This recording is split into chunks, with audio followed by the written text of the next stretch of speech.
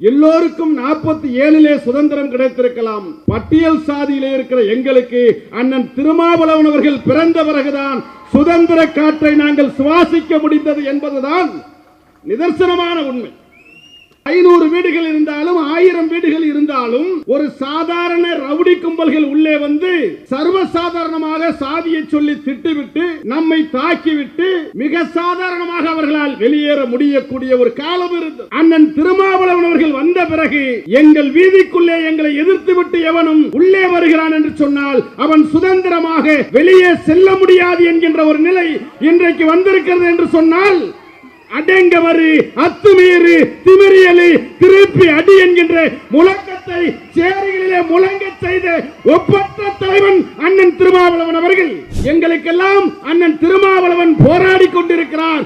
ஒற்றை குடிசையிலும் நாங்கள் சுதந்திரமாக உறங்க முடிகிறது, சுதந்திரமாக நடமாட முடிகிறது என்று சொன்னால் அண்ணன் திருமாவளவன் அவர்கள் இருக்கிறார் என்கின்ற ஒரு ஆறுதல் எங்களை இன்றைக்கு தலைநிமிர செய்திருக்கிறார். தமிழ்நாட்டிலேயே பெரியாரு கலைஞரைத்தான் திரும்ப திரும்ப இந்த சனாதன சக்திகள் தாக்கிக் கொண்டே இருப்பாங்க. இன்னைக்கு பெரியாரும் இல்ல கலைஞரும் இல்ல. ஆனால் பெரியாரையும் கலைஞரையும் சேர்த்து எதிர்க்கக்கூடிய ஒரு தலைவராக இன்றைக்கு சனாதன சக்திகளால் அடையாளம் காட்டப்படக்கூடிய ஒரு தலைவராக அண்ணன் திருமாவளவன் இருக்கிறார் என்று சொன்னால் பெரியாரையும் கலைஞரையும் போல சனாதனத்திற்கு சிம்ம சொப்பனமாக விளங்கக்கூடிய தலைவர் தமிழகத்திலே அண்ணன் எழுச்சி தமிழர் தான் என்பதை நாம் சொல்லவில்லை, இங்கு இருக்கிற சனாதன கும்பல்கள் சொல்கிறார். நம்ம எதிரிகள் எப்படி தீர்மானிக்கிறார்கள் என்பது ரொம்ப முக்கியம். இங்க இருக்கிற ஹெச் ராஜா நமக்கு என்ன சர்டிபிகேட் கொடுக்கிறாருங்கிறதா முக்கியம். ஹெச் ராஜா அண்ணன் திருமாவளவன் தான் விஷக்கிருமி என்று சொல்கிறார் என்று சொன்னால் அவர்தான் விஷத்தை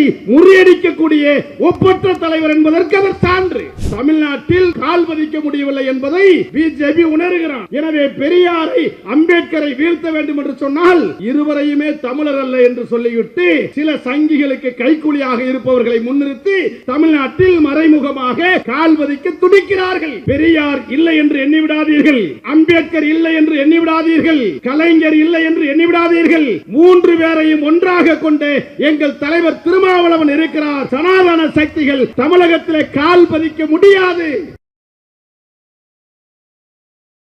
தோழர்களே, அண்ணன் எழுச்சி தமிழர் அவர்களுக்கு மணிவிழா நிகழ்ச்சி மிக சிறப்பாக நடைபெற்றுக் கொண்டிருக்கிறது.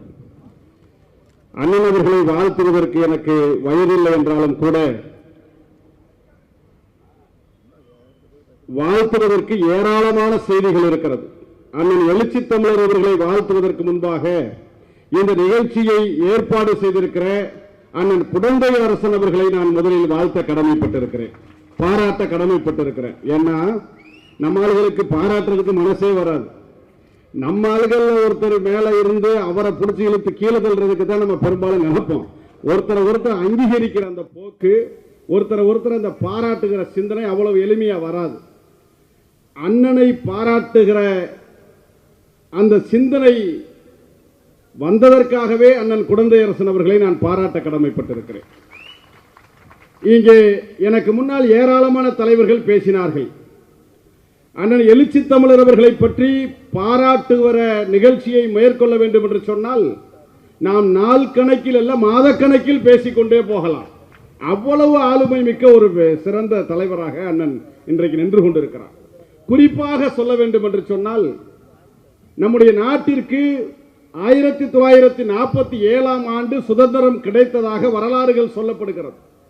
ஆனால் பட்டியல் சாதியிலே வாழுகிற மக்களை பார்த்து கேட்கிறோம் என்று சொன்னால், பட்டியல் சாதி மக்களிலே இருக்கக்கூடிய ஒரு இளைஞரை பார்த்து கேட்கிறோம் என்று சொன்னால் 47 காலகட்டத்தையும் அண்ணன் திருமாவளவன் அவர்கள் பொது வாழ்க்கைக்கு வருகிற காலகட்டத்தினுடைய அந்த இடைப்பட்ட காலம் இருக்கிறதே, அந்த காலம் வரை சுதந்திர காற்றை சுவாசிக்க முடியாத தலைமுறையாக இருந்தது. எல்லோருக்கும் 47 சுதந்திரம் கிடைத்திருக்கலாம். பட்டியல் சாதியிலே இருக்கிற எங்களுக்கு அண்ணன் திருமாவளவன் அவர்கள் பிறந்த பிறகுதான் சுதந்திர காற்றை நாங்கள் சுவாசிக்க முடிந்தது என்பதுதான் நிதர்சனமான உண்மை. நிதர்சனமான உண்மை. 500 வீடுகள் இருக்கக்கூடிய குடும்பங்கள் வசிக்கக்கூடிய முகாம்கள் இருக்கிறது, தெருக்கள் இருந்திருக்கிறது. 1000 வீடுகள் கும்பலாக வசிக்கக்கூடிய வீதிகள் இருந்திருக்கிறது.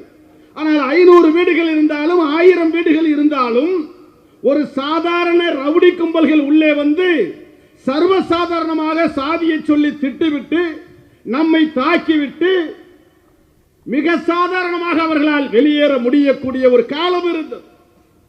500 வீடுகள் இருந்தாலும் ஆளுமை இல்லாத காலகட்டத்தில் அண்ணன் திருமாவளவன் அவர்கள் வந்த பிறகு எங்கள் வீதிக்குள்ளே எங்களை எதிர்த்து விட்டு எவனும் உள்ளே வருகிறான் என்று சொன்னால் அவன் சுதந்திரமாக வெளியே செல்ல முடியாது என்கின்ற ஒரு நிலை இன்றைக்கு வந்திருக்கிறது என்று சொன்னால் அடங்கவரு அத்துமீறு திமிரியலு திருப்பி அடி என்கின்ற முழக்கத்தை சேரிகளிலே முழங்க செய்த ஒப்பற்ற தலைவன் அண்ணன் திருமாவளவன் அவர்கள்.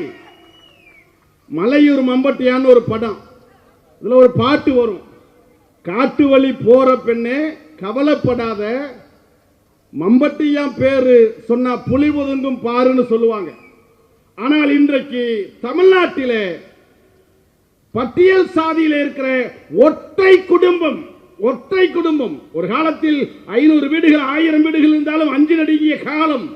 இன்றைக்கு ஒற்றை குடும்பம் இருந்தாலும் ஒற்றை குடிசை இருந்தாலும் அந்த குடிசையும் சுதந்திரமாக இருக்கிறது என்று சொன்னால் எங்களுக்கெல்லாம் அண்ணன் திருமாவளவன் போராடி கொண்டிருக்கிறார்.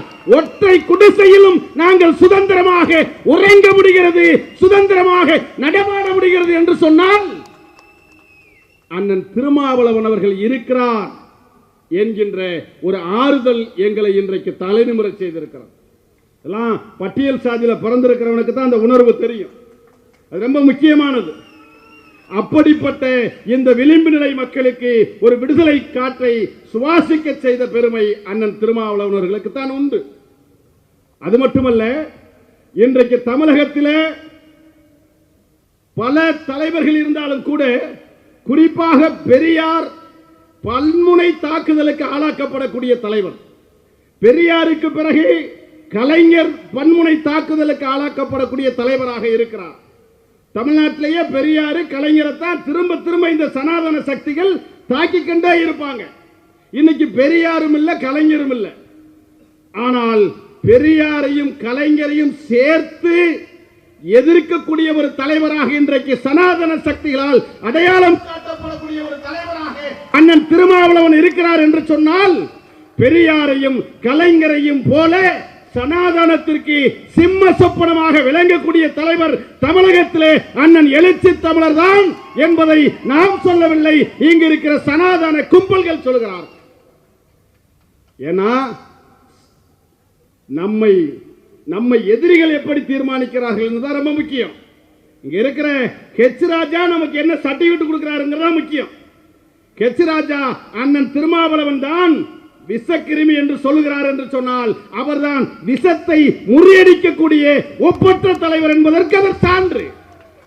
எனவே இங்கு இருக்கக்கூடிய சனாதன சங்கிகள் தமிழகத்திலே கால் பதிக்க துடிக்கிறார்கள். பெரியார் இல்லை என்று எண்ணிவிடாதீர்கள், அம்பேத்கர் இல்லை என்று எண்ணிவிடாதீர்கள், கலைஞர் இல்லை என்று எண்ணிவிடாதீர்கள். 3 பேரையும் ஒன்றாக கொண்டு எங்கள் தலைவர் திருமாவளவன் இருக்கிறார். சனாதன சக்திகள் தமிழகத்திலே கால் பதிக்க முடியாது. நீங்கள் கால் பதிப்பதற்கு பல்வேறு சூழ்ச்சிகளை இங்கே முன்னெடுக்கலாம். இங்கே பிஜேபி கால் பதிக்கிறதுக்கு பல சூழ்ச்சிகளை முன்னெடுக்கலாம், முடியல.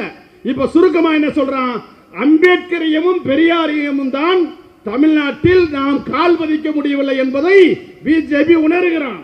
எனவே பெரியாரை அம்பேத்கரை வீழ்த்த வேண்டும் என்று சொன்னால் இருவரையுமே தமிழர் அல்ல என்று சொல்லிவிட்டு சில சங்கிகளுக்கு கைக்கூலியாக இருப்பவர்களை முன்னிறுத்தி தமிழ்நாட்டில் மறைமுகமாக கால் பதிக்க துடிக்கிறார்கள். பெரியார் தமிழர் இல்லை என்றால் யார் தமிழர்? பெரியார் இந்த மண்ணிலே விதை போடவில்லை என்று சொன்னால் இன்றைக்கு இந்த தமிழ்நாட்டை என்றைக்கோ சனாதன கும்பல்கள் கைப்பற்றியிருப்பார்கள்.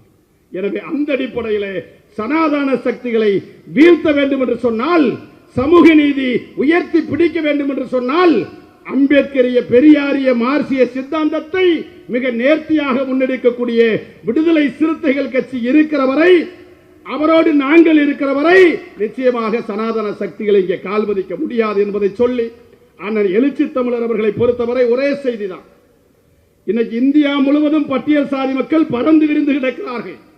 எல்லா மாநிலத்திலும் அங்கங்கே இருக்கக்கூடிய பட்டியல் சாதி மக்களுக்கு ஒரு தலைவர்கள் உருவாகிறார்கள். அந்தந்த மாநிலத்தில் தலைவர்களாக இருக்கிறார்கள், சட்டமன்ற உறுப்பினர்களாக இருக்கிறார்கள். ஏன் ஐயா பஸ்வான் போன்ற பெரும் ஆளுமை மிக்கவர்கள் எல்லாம் வட மாநிலங்களிலே மிகப்பெரிய தலைவர்களாக இருக்கிறார்கள். ஆனால் இந்தியா முழுவதும் இருக்கிற பட்டியல் சாதி மக்களுக்கு எத்தனை தலைவர்கள் இருந்தாலும் கூட நெருக்கடியின் அடிப்படையில் ஒருவேளை அவர்கள் நெருக்கடிக்கு உள்ளாகப்பட்டு மறைமுகமாகவும் நேரடியாகவும் சனாதனத்திற்கு பின்னால் நின்று கொண்டிருக்கிறார்கள் என்பதை நாம் மறுக்க முடியாது. ஆனால் இந்தியாவிலேயே சனாதனத்தை ஏற்றுக்கொண்டு பல தலைவர்கள் சட்டமன்ற உறுப்பினர்களாக இருக்கிறார்கள். சனாதனத்தை அனுசரித்து பல தலைவர்கள் முதலமைச்சராக கூட வந்திருக்கிறார்கள். ஆனால் எனக்கு முதலமைச்சர் பதவியோ சட்டமன்ற பதவியோ எனக்கு தேவையில்லை, சனாதன எதிர்ப்பு தான் எனக்கு மிக பிரதானமானது என்று சொல்லி சனாதனத்திற்கு எதிராக சமரசம் இல்லாமல் போராடி தமிழகத்திலே 2 பாராளுமன்ற உறுப்பினர்களையும் 4 சட்டமன்ற உறுப்பினர்களை பெற்ற ஒரே கட்சி இந்தியாவிலேயே இருக்கிறது என்று சொன்னால் அது விடுதலை சிறுத்தைகள் கட்சி தான். இன்றைக்கு வரைக்கும் சனாதனத்தால் நெருங்க முடியாத ஒரு தலைவராக இருக்கிறார். அவ்வளவு சாதாரண விஷயம் அல்ல. அண்ணன் மாத்திரம் சனாதனத்திற்கு ரேசாக கண்ணசைத்தால் அவர் முதலமைச்சராக வரக்கூடிய வாய்ப்புகள் கூட இருக்கிறது. ஆனால் எனக்கு முதலமைச்சர் பதவியை விட சனாதன எதிர்ப்பு தான் பிரதானமானது என்று ஆயுள் முழுவதும் அம்பேத்கரை போல பெரியாரை போல சனாதனத்தை எதிர்த்து போராடுகிற ஒரு ஒப்பற்ற தலைவராக விளங்குகிற அண்ணன் திருமாவளவன் அவர்களுக்கு எத்தனை பாராட்டுகள் வைத்தாலும் அது தகும் என்று சொல்லி வாழ்க பல்லாண்டு. அண்ணன் இருக்கிறவரை அம்பேத்கரியம் பாதுகாக்கப்படும், அண்ணன் இருக்கிறவரை பெரியாரியம் பாதுகாக்கப்படும், அண்ணன் இருக்கிறவரை மார்க்சியம் பாதுகாக்கப்படும். அம்பேத்கரியம் பெரியாரியம் மார்க்சியம் பாதுகாக்கப்பட வேண்டும் என்று சொன்னால் அண்ணன் திருமாவளவன் அவர்கள் பாதுகாக்கப்பட வேண்டிய பொக்கிஷமாக இருக்கிறார் என்று சொல்லி அவரை பாதுகாப்போம், சமூக நீதியை வென்றெடுப்போம் என்று சொல்லி வாய்ப்பிற்கு நன்றி கூறி விடைபெறுகிறேன். நன்றி.